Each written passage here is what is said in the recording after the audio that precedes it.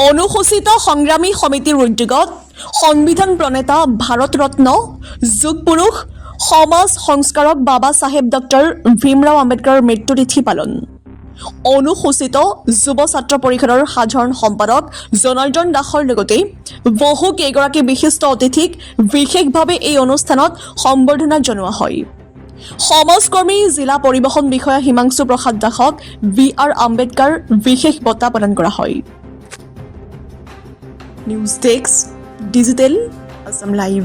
জাতীয় যুৱ সংগ্ৰামী পৰিষদে এক বৰ্ণাঢ্য কাৰ্যসূচী ভীমৰাও আম্বেদকাৰ ভাৰত ৰত্ন ভাৰতৰ সংবিধান প্ৰণেতা তেওঁৰ নামত আজি অনুষ্ঠান কৰিছে আৰু এই অনুষ্ঠানত ভীমৰাও আম্বেদকাৰ বঁটাও দিয়া হৈছে।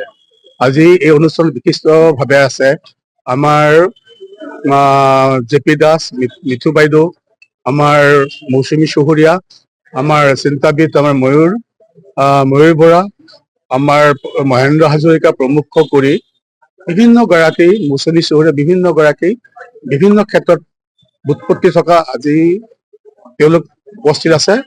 আজি ময়ূৰ বৰাৰ যোগেৰে আজি ভীমৰাও আম্বেদকাৰ বঁটা আমাৰ গুৱাহাটী জিলা পৰিবহণ বিষয়া মেট্ৰ' জিলা পৰিবহণ বিষয়া হিমাংশু কুমাৰ দাসক দিয়া হৈছে।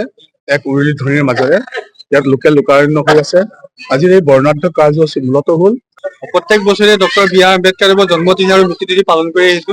আমি 6 ডিচেম্বৰ আমি আম্বেদকাৰৰ মৃত্যুতিথি পালন কৰিছিলো। 6 ডিচেম্বৰ তাৰিখে আমি প্ৰতিখন জিলাতে পতাকা উত্তোলন কৰি আম্বেদকাৰৰ বন্তি প্ৰজ্বলন কৰি বিভিন্ন ৰাজহুৱা সভা অনুষ্ঠিত কৰিছিলো।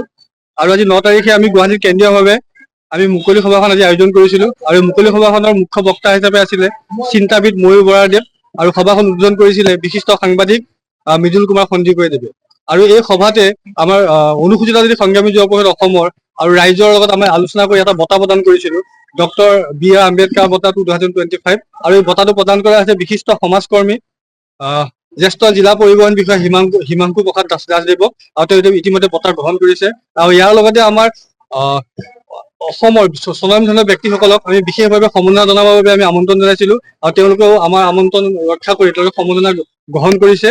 আৰু ইয়াৰ পিছত পৰৱৰ্তী সময় কিছু সময় পিছতে আমাৰ স্বনামধন্য শিল্পী গণশিল্পী মহেন্দ্ৰ হাজৰিকাদেৱ, JP দাসদেৱ আৰু ডক্টৰ মৌচুমী চৌহৰীয়া, সংস্কৃতা মালাকাৰ হিমাংশী দাস আৰু কেইগৰাকী কণ্ঠশিল্পী আছে, তেওঁলোকে গীত পৰিৱেশন কৰিব।